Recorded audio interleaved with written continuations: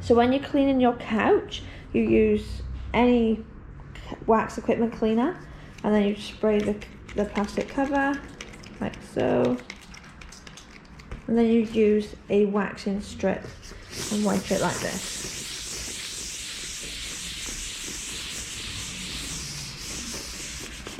Where we have wax like this, when your client's on the couch, if you do spill a bit of wax when you're doing your treatment, just cut a bit of your wax strip and just place it where it's sticky.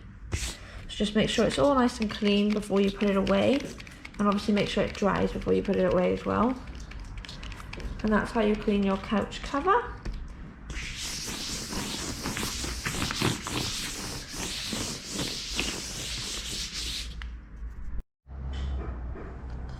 Right, so when you are trying to clean a wax pot, just get your wax remover and a waxing strip.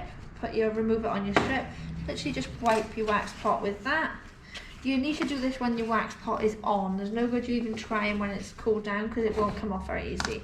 The lid has been off, so that won't wipe off until it's heated up again. Just wipe around the pot. Make sure it's all nice and clean. Lift up your pot and wipe all that. Watch this part. If you wipe across like that, you're going to cut your fingers. Just make sure it's always nice and clean. There's no reason why it should stay dirty.